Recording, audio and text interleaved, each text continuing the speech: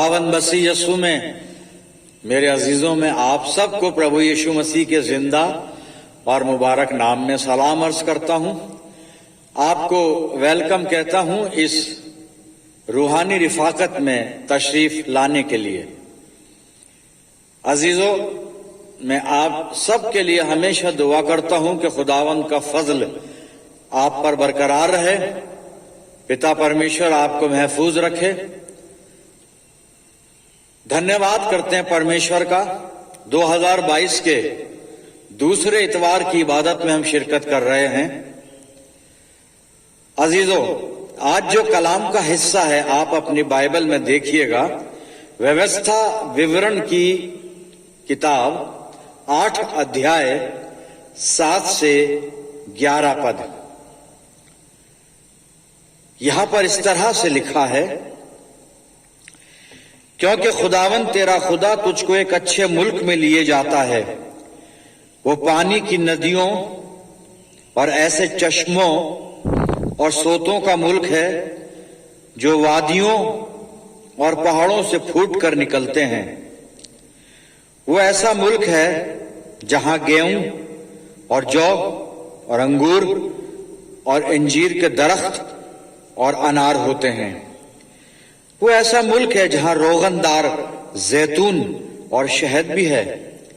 उस मुल्क में तुझको रोटी बाइफरात मिलेगी और तुझको किसी चीज की कमी ना होगी, क्योंकि उस मुल्क के पत्थर भी लोहा हैं और वहां के पहाड़ों से तू तांबा खोद कर निकाल सकेगा और तू खाएगा और शेर होगा। और उस अच्छे मुल्क के लिए जिसे खुदावंद तेरा खुदा तुझको देता है उसका शुक्र बजा लाएगा। सो खबरदार रहना कि कहीं ऐसा ना हो कि तू खुदावंद अपने खुदा को भूलकर उसके फरमानों और हुक्मों और आइन को, जिनको आज मैं तुझको सुनाता हूं, मानना छोड़ दे। खुदावंद की बड़ी बरकत उसके पाक कलाम के पढ़े जाने और सुने जाने पर हो, आमीन। आइए दुआ करें। खुदावंद मसीह यीशु में प्यारे आसमानी बाप, बड़े अदब के साथ हलीमी और फिरोतनी की रूह में होकर हम सब तेरे बच्चे तेरे पाक कदमों पर सरनिगू हैं। इस ईमान के साथ हम दुआ में हैं कि हमारा जिंदा और सच्चा खुदा हमारे बीच में मौजूद है। आसमानी बाप, ये वक्त है तेरे जिंदा और मुबारक कलाम पर मनन करने का। हम सबको पाक रूह का मसा अता फरमा कि हम पवित्र आत्मा की अगुवाई में होकर तेरे पाक कलाम को समझ सकें। प्यारे पिता परमेश्वर, होने दे ये वचन रूपी बीज जब हमारे दिल की जमीन पर गिरता है तो हमारी जिंदगियों में जड़ पकड़े और बहुत सा फल लाए। बाप आसमानी, जब हम तेरे मजबे पर से उठकर अपने घरों को लौटते हैं तो तुझसे बहुत सी रूहानी बरकत लेकर जाने वाले हों। हमारे चारों तरफ अपने पाक फरिश्तों की सेना का बाड़ा बांधना कि शैतान किसी भी तरह से दखल अंदाजी न कर सके। बाप आसमानी, अपनी जिंदगियों को हर तरह से तेरे इख्तियार में देते हैं और ये दुआ तेरे प्यारे और इकलौते बेटे अपने नजात दहिंदा खुदावंद यीशु मसीह के जिंदा और मुबारक नाम के वसीले से मांगते हैं। सुन और कबूल कर ले, आमीन। अजीजों, एक बार फिर परमेश्वर का धन्यवाद करते हैं इस अच्छे समय के लिए। अभी जो मैं आपके सामने पढ़ रहा था, व्यवस्था विवरण, the book of Deuteronomy chapter 8 and verses 7 to 11, Urdu में है इस्तिशना। उसका 8वां बाब और 7 आयत से 11 आयत। 11वीं आयत को सुन ले और इसी पर बातचीत करेंगे। 11वीं आयत का पहला हिस्सा काफी होगा, मैं पूरी आयत पढ़ूंगा, लेकिन जो एक निर्देश परमेश्वर दे रहा है वो भी मैं आपको बता दूंगा। वो क्या है? 11वीं आयत, व्यवस्था विवरण 8 अध्याय 11 पद लिखा है, सो खबरदार रहना, बी अवेयर। सो खबरदार रहना कि कहीं ऐसा ना हो कि तू खुदावंद अपने खुदा को भूल कर उसके फरमानों और हुक्मों और आइन को, जिनको आज मैं तुझको सुनाता हूं, मानना छोड़ दे। ये मूसा यहां पे लिख रहा है अपनी कौम के लिए, इसराइलियों के लिए। और इस 11वें पद के इस खास हिस्से में जो अभी मैंने पढ़ा, सो खबरदार रहना कि कहीं ऐसा ना हो कि तू खुदावंद अपने खुदा को भूल कर, या हम इसको यूं कर लें कि तू अपने खुदावंद खुदा को भूल जाए। Beware that you do not forget the Lord your God। इतना काफी है। एक हिदायत जो दी जा रही है, मूसा की मार्फत इस्राएलियों को बताया जा रहा, कहा जा रहा है कि कहीं ऐसा ना हो, तुम खबरदार रहना, सावधान रहना, सचेत रहना, कहीं ऐसा ना हो कि तुम अपने खुदावंद खुदा को भूल कर और उसकी सारी आज्ञाओं को, उसकी सारी विधियों को, नियमों को जो आज मैं तुम्हें देता हूं, मूसा कह रहा है जो आज मैं तुम्हें देता हूं, तो परमेश्वर की आज्ञाओं को, विधियों को और उसकी तमाम उस नियमों को तुम मानना छोड़ दो, भूल जाओ अपने परमेश्वर को। हम इसको मुख्तसर तरीके से कह सकते हैं कि अपने खुदा को मत भूल जाना। इस जो आयत का जो निचोड़ है वो ये है, सारांश, कि मूसा इस्राएलियों को सावधान कर रहा है कि तुम अपने परमेश्वर को मत भूल जाना। पसे मंजर, बैकग्राउंड थोड़ा सा बता देता हूं, लेकिन उससे पहले मैं आपको पिछले इतवार की तरफ थोड़ा सा चाहूंगा आप रुजू करें। आपने वो सरमन जरूर सुना होगा, और तब हम देख रहे थे कि इस्राएली लोग कनान के बॉर्डर पर पहुंचते हैं और खुदा उनसे बात करता है, और तब खुदा के वायदे पे हमने गौर किया, और कंक्लूडिंग पार्ट में मैंने खुदावंद मसीह यीशु की उस प्रतिज्ञा पर आपको केंद्रित किया था, आपके ध्यान को केंद्रित किया था, जहां पर मसीह यीशु हमारा फरमाता है कि देखो मैं जगत के अंत तक सदा तुम्हारे साथ हूं। अब फिर उसके बाद इस्राएली लोग आगे बढ़ते हैं, लेकिन अभी यहां पर उससे पहले इनको खुदा कुछ हिदायत दे रहा है मूसा के जरिए से। और यहां पे 7 पद से जब हमने पढ़ना शुरू किया था तो यहां पे लिखा था, क्योंकि खुदावन तेरा खुदा तुझको एक अच्छे मुल्क में लिए जाता है। अब वो अच्छे मुल्क की यहाँ पे तारीफ भी की है कि वो कैसा मुल्क है, कनान देश की यहाँ पे प्रशंसा की है और उसके प्रॉस्पेरिटी के बारे में बताया है। वहां पे लिखा है कि वो पानी की नदियों का, चश्मों का देश है, और ये पानी की नदियां, ये झरने, ये चश्मे वहां की वादियों से और पहाड़ों से निकलते हैं, और वहां पर गेहूं है, जौ है, और बड़ा रोगनदार जैतून है, अनार है, ये अच्छी अच्छी उपज भी वहां पर होती है। और वहां के पत्थर के बारे में लिखा कि पत्थर की क्वालिटी लोहे की तरह है, और वहां पर तू तांबा भी खोद कर निकाल सकेगा, और रोटी तुझे बाफरात मिलेगी, प्रचुर मात्रा में मिलेगी। ऐसा प्रॉस्पर मुल्क खुदा तुझे दे रहा है,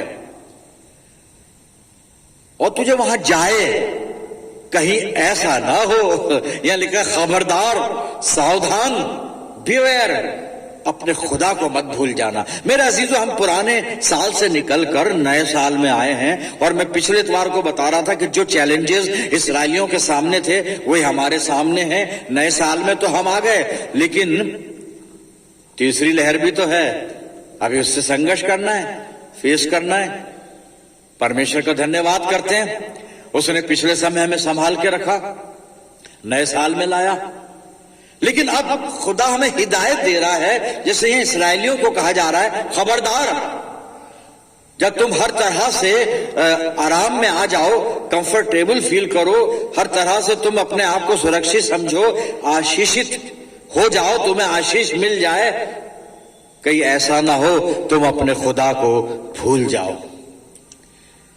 और परमेश्वर जो इनको लेकर गया था वहां पर ऐसे अच्छे मुल्क में, या मैं यूं कहूं कि परमेश्वर हमें एक नए साल में 2022 में लेकर आया है, इतने खतरों से निकाल कर लेकर आया है। क्यों लेकर आया है मेरे अजीजों? हम खुदावंद के फजल में अभी महफूज हैं। हमारे बहुत से अजीज वो महफूज नहीं हैं, वो इस दुनिया से रहलत कर गए। महफूज तो हैं, खुदा के पास महफूज हैं, लेकिन अब दुनिया में, मेरे कहने का मतलब, वो नहीं रहे। वो क्या हम ये समझ रहे हैं कि हम इसलिए साहब सुरक्षित हैं कि हम बहुत दुआ करने वाले लोग हैं, बहुत बहुत अच्छे लोग हैं, धर्मी लोग हैं, इसलिए हम सही और सालिम हैं, तंदुरुस्त हैं, खुशहाल हैं, सही सलामत हैं। ऐसा नहीं है, ऐसा नहीं है, ऐसा नहीं है मेरे अजीजों। इसराइलियों को जो इतने अच्छे मुल्क में खुदा लेकर जा रहा है, वो इसलिए नहीं लेकर जा रहा है कि ये अच्छे लोग हैं, इसलिए नहीं ले जा रहा है कि अच्छे लोग हैं, इसलिए ले जा रहा है कि खुदा इनसे प्यार करता है। हम आज जो सही सलामत है नए साल में, खुदा हमसे प्यार करता है। और सवाल आ रहा है कि पास्टर आप कैसे कह सकते हैं कि इस्राएली अच्छे लोग नहीं थे, फिर खुदा उनको क्यों ले गया? भाई मैं नहीं कह रहा हूं, मैं कुछ नहीं कहता प्रियजनों, एक हवाला पढ़ रहा हूं मैं, आप अपनी बाइबल में देख सकते हैं। व्यवस्था विवरण की पुस्तक को आप खोल लीजिए और 9वां अध्याय और उसका 6 पद में पढ़ रहा हूं, आप सुनिएगा। ये अच्छे लोग नहीं थे, कैसे थे वो भी सुन लीजिए आप। व्यवस्था विवरण 9:6, इसलिए ये जान ले, मूसा लिख रहा है, इसराइलियों से बात कर रहा है, अपनी कौम से, इसलिए ये जान ले कि तेरा परमेश्वर यहोवा जो तुझे वो अच्छा देश देता है कि तू उसका अधिकारी हो, उसे वो तेरे धर्म के कारण नहीं दे रहा है, तेरे धर्म के कारण नहीं दे रहा है। यहां पे लिखा है क्योंकि तू तो एक हठीली जाति है, हठीली जाति है, हठ करने वाले, बगावत करने वाले, नाफरमानी करने वाले, तू तो एक हठीली जाति है, तेरे धर्म के कारण नहीं दे रहा है खुदा। हम जो इस नए साल में सही सलामत पाए जाते हैं, धर्म के कारण नहीं, हम बहुत दुआ करने वाले इसलिए नहीं, हम बहुत अच्छे इसलिए नहीं है, नहीं साहब, नहीं है। बाइबल ने फतवा उनको दिया था, हमारे ऊपर भी यही फतवा है। बस सही सलामत इसलिए हैं खुदा हमसे प्यार करता है, बहुत प्यार करता है। और फिर हमारा मसीह यीशु, जिसका वही वादा जो पिछले संडे हमने देखा था कि देखो मैं जगत के अंत तक सदा तुम्हारे साथ हूं, इसलिए वो हमारे साथ है, इसलिए हम सब आपस में एक दूसरे के साथ हैं। हम अच्छे नहीं, ये खुदा की मोहब्बत है मेरे अजीजों, लेकिन सिर्फ हमें सावधानी ये रखनी है कि अपने खुदा को भूल ना जाए, हम परमेश्वर को हम भुला ना दें, कहीं ऐसा ना हो। इस्राएली लोगों को इतना कहने के बाद भी ये भूल गए साहब, ये खुदा को अच्छे देश में पहुंचने के बाद भी भूल गए, तृप्त होने के बाद भी भूल गए। कहां भूल गए, कैसे भूल गए? आइए मैं पढ़ देता हूं, होशे की पुस्तक में निकाल रहा हूं, आप अपने बाइबल में पुराने नियम में देख लीजिएगा, और उसका 13 अध्याय में खोल रहा हूं और 6 पद पढ़ रहा हूं आपके सामने, सुन लीजिए। परंतु जब इस्राएली चराए जाते थे और वे तृप्त हो गए, तब तृप्त होने पर उनका मन घमंड से भर गया और इस कारण वो मुझको भूल गए। खुदा कहता है मुझको भूल गए। वो जब तृप्त होते थे, और तृप्त कब होते थे, यहां पे एक शब्द लिखा है हिंदी की बाइबल में बड़ा अच्छा, चराए जाते थे। चरता कौन है भाई? इंसान तो खाना खाता है, चराया किसको जाता है? अब मैं आगे नहीं बोलूंगा आगे नहीं बोलूंगा, आप खुद खोज कर लीजिए। यहां पे कलाम ये नहीं कह रहा कि जब वो खाना खाते थे चराए जाते थे। हाँ भाई ठीक है, खुदा की भेड़ें थी और भेड़ें चराए जाती थी, लेकिन उनके लिए चराया शब्द बिल्कुल सही है, क्योंकि उस लेवल से वो ऊपर आएगा, गुनाह में ही पड़े रहे। तो यही लिखा है यहां पर, चराए जाते थे और जब तृप्त हो गए तो तृप्त होने के बाद उनका मन घमंड से भर गया, और लिखा खुदा कहता है वो मुझको भूल गए, वो मुझको भूल गए। दिखावा तो रास्तबाजी का, धार्मिकता का करते थे, लेकिन खुदा को प्यार नहीं करते थे, खुदा को दिल के अंदर नहीं रखते थे। ये इबादत करते थे हमारी तरह, सब कुछ करते थे, दुआएं, ओहो साहब दुआ देखो क्या लंबी लंबी दुआएं, लेकिन वो दुआएं कैसी थी, वो इबादतें कैसी थी? खुदा ने खुद लिखा है, होशे 5, आप नोट कर लें, होशे 5 होशे नबी की पुस्तक 5, 21 से 24 में, और जहां पर परमेश्वर कहता है कि मुझे तुम्हारे पर्वों से बैर है, मैं तुम्हारे पर्वों से बैर रखता हूं, तुम्हारी महासभाओं से मैं प्रसन्न नहीं होता, पर तुम्हारी बलियों से भी मैं खुश नहीं होता। कंडेम कर दिया इनकी इबादतों को, और ये पहले भी बता चुका हूं, सिर्फ क्योंकि रिलेवेंट था तो यहां पे मैंने उस हवाले को दोहरा दिया है। इनके सारे पर्व, सारी इबादतें धोखे वाली थी, लेकिन हम खुदा को तो धोखा दे नहीं सकते, इंसान को दे सकते हैं, हम इंसान को दे सकते हैं, खुदा को धोखा नहीं दे सकते मेरे अजीजों। लेकिन फिर भी परमेश्वर अपनी मोहब्बत में होकर अपने लोगों की हिदायत फरमाता है, और वहां पर जो पद हमने पढ़ा व्यवस्था विवरण 8-11 पद में कि खबरदार तो अपने खुदा को भूल मत जाना। मैंने इस आयत को और छोटा करके रख दिया है सामने कि बस हम एक चीज याद रखें, खुदा को नहीं भूला, भूल जाते हैं हम। ये लोग भूल गए तो हम क्या हैं? हम इनसे अच्छे हो नहीं सकते। भूलना नहीं है अपने परमेश्वर को प्रियजनों, और दिल से उससे लिपटे रहना, उसकी इबादत करनी है। खुदा चाहता क्या है, क्या चाहता है खुदा? मैं फिर होशे नबी की किताब में आपको लिए चलता हूं, और वहां पर 6 अध्याय मैंने निकाला है और 6 पद में पढ़ूंगा, सुन लीजिएगा। परमेश्वर चाहता क्या है मुझसे और आपसे?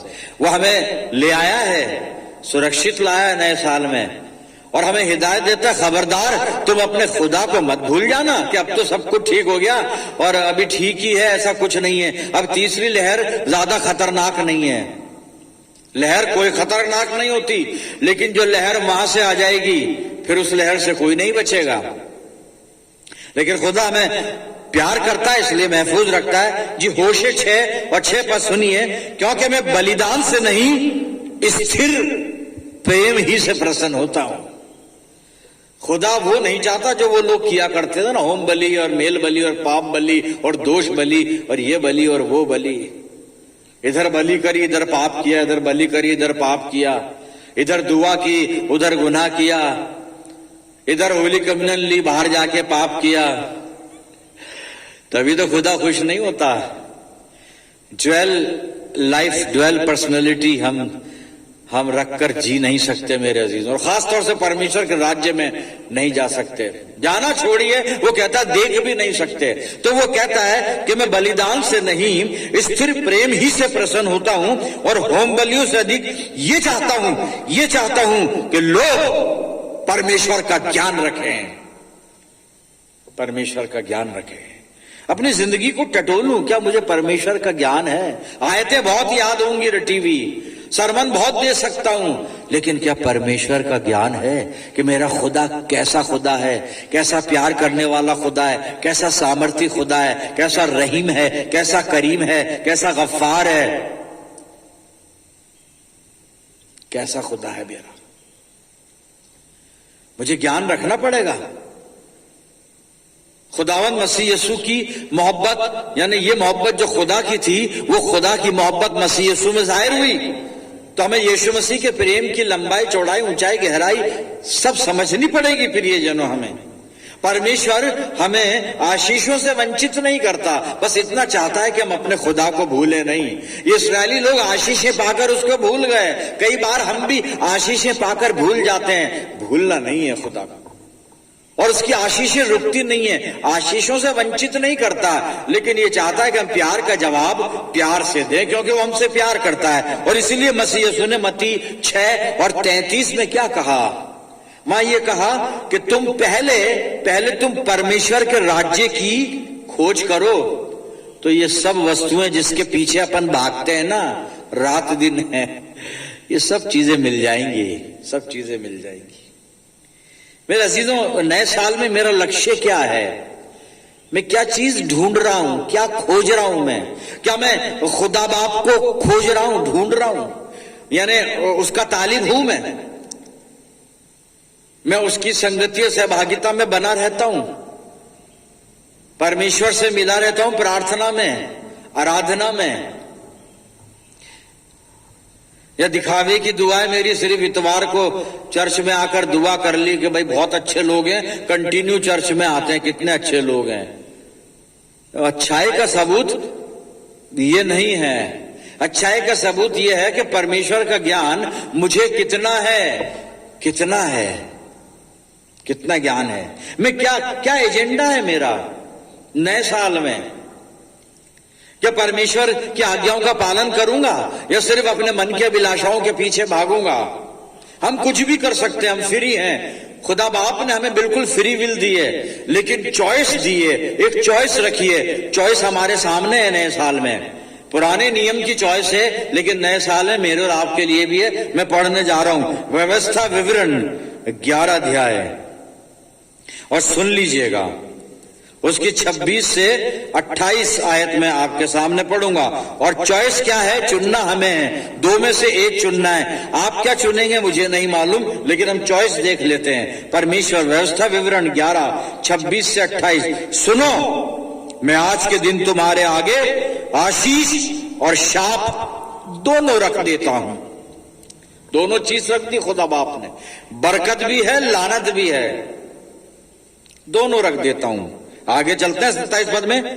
अर्थात यदि तुम अपने परमेश्वर यहोवा की इन आज्ञाओं को जो मैं आज तुम्हें सुनाता हूं मानो, तो तुम पर आशीष होगी। इतनी सी बात है, बहुत साधारण सी बात, तुम पर आशीष होगी। 28 पद, और यदि तुम अपने परमेश्वर यहोवा की आज्ञाओं को नहीं मानोगे और जिस मार्ग की आज्ञा मैं आज सुनाता हूं उसे तज कर छोड़कर दूसरे माबूदों के पीछे हो लोगे जिन्हें तुम नहीं जानते हो, तो तुम पर, मैं नहीं लिखा है, तो तुम पर शाप पड़ेगा। खुदा नहीं देगा, ये नहीं लिखा है, यहां पे लिखा तुम पर शाप पड़ेगा। और खुदा की तरफ से नहीं होगा, वो गुनाहों की रिजल्ट कॉन्सिक्वेंस होगा, फल होगा वो। परमेश्वर शाप नहीं देता जी किसी को। हाँ, ये है कि बरकतें रुक जाती हैं, और बत्ती गई और अंधेरा आया। यही तो नियम है। आशीष रुकी और श्राप आया। आया कहां से? कहीं से नहीं, वो तो मौजूद था। अंधेरा तो है, लेकिन जब तक बत्ती जलती रहेगी अंधेरा नजर नहीं आएगा। जैसे ही बत्ती गुल हुई, अंधेरा ही अंधेरा है। मेरे अजीजों, नए साल में क्या एजेंडा है हमारा? मैं क्या परमेश्वर की आज्ञाओं पे चलूंगा और चल रहा हूं? अब तो 9 दिन हो गए। क्या मैं उसके नियमों का ध्यान रखूंगा, उसकी चितौनियों को मानूंगा, उसकी विधियों को पूरा करूंगा? परमेश्वर जो चाहता है क्या मैं वैसा करूंगा, या फिर अपने मन की अभिलाषा और मन की इच्छा पर चलूंगा? क्या करेंगे नए साल में? नहीं मालूम। चॉइस आपके सामने, मैंने आपको बता दी चॉइस क्या है। आशीष चुने या श्राप, या आपकी मर्जी है। आखिरी हवाला पढ़ेंगे और अपने आप को प्रभु के चरणों पर रख देंगे। नए नियम में चलिए, पौलुस प्रेरित की पत्री इफिसियों के नाम, और 4 अध्याय और 20 पद से 24 पद पढ़ रहा हूं। सुनिएगा क्या कह रही है बाइबल, क्या करना है नए साल में, सुनिएगा। पर तुमने मसीह की ऐसी शिक्षा नहीं पाई, वरन तुमने सचमुच उसी की सुनी, और जैसा यीशु में सत्य है उसी में सिखाए भी गए कि तुम पिछले चाल चलन के पुराने मनुष्यत्व को जो भरमाने वाली अभिलाषाओं के अनुसार भ्रष्ट होता जाता है उतार डालो। पिछला चाल चलन जो भरमाने वाली अभिलाषाओं से भरा हुआ है ना, उसे उतारना है नए साल में। उतार दें उसको, उतार डालो। 23 पद, और अपने मन के आत्मिक स्वभाव में नए बनते जाओ। और 24 पद में लिखा नए मनुष्यत्व को पहन लो जो परमेश्वर के अनुरूप सत्य की धार्मिकता और पवित्रता में सृजा गया है। नए स्वरूप को पहन ले। नए साल में प्रभु यीशु मसीह को पहन लें। वो आशीष का वादा है मेरे अजीजों। नया साल बरकतें लेकर आया है हमारे लिए, पर उन बरकतों के लिए हमें अपने आप को रूहानी तौर पर तैयार करना पड़ेगा। खुदावंद मसीह यीशु को पहनना पड़ेगा मेरे अजीजों। आइए हम प्रार्थना करें। खुदावंद मसीह यीशु में प्यारे आसमानी बाप, धन्यवाद करते हैं जीवित वचन के लिए पिता, जो हमारा मार्गदर्शन करता है। जो कुछ भी आज वचन ने हमें हिदायत दी है, परमपिता परमेश्वर होने दे कि हम अपने आत्मिक स्वभाव में नए हो जाएं, प्रभु यीशु मसीह को धारण कर लें और तेरी आज्ञाओं का पालन करें। दयालु पिता, पवित्र आत्मा की अगुवाई से हमें ये सब कुछ करना सिखा देना। अपने आप को तुझे सौंप रहे हैं प्रभु जी, हमारी अगुवाई करना। प्रभु जी मैं दुआ करता हूं जितने लोग दुआ में मेरे साथ जुड़े हुए हैं, इन सब अजीजों पर तेरी शफकत, रहमत और बरकत का साया हमेशा बना रहे और ये नया साल जो सिर्फ 9 दिन पुराना है, इन सब अजीजों के लिए बहुत सी बरकत का वसीला ठहरे। पिता परमेश्वर, हम सब मिलकर कुल जहान के लिए इस वक्त दुआ करते हैं और खास तौर से जो महामारी फैल रही है इसके लिए प्रभु यीशु मसीह के नाम में खुदा बाप इस महामारी को रोका जाए, हम ऐसी विनती करते हैं। दुआ करते हैं प्यारे खुदावंद हर एक मंडली पर और कुल जहान पर तेरा अनुग्रह हमेशा बना रहे। परमपिता परमेश्वर, अपनी जिंदगियों को तेरे अधिकार में देते हैं और ये प्रार्थना तेरे प्यारे पुत्र अपने उद्धार करता प्रभु यीशु मसीह के जिंदा और मुबारक नाम के वसीले से मांगते हैं, सुन और कबूल कर ले, आमीन। अब हमारे प्रभु यीशु मसीह का अनुग्रह, पिता परमेश्वर का प्रेम, पवित्र आत्मा की सहभागिता हम में से हर एक के साथ, समस्त विश्वासियों के साथ, हमारी सब मंडलियों के साथ अब से लेकर हमेशा तक होती रहे, आमीन।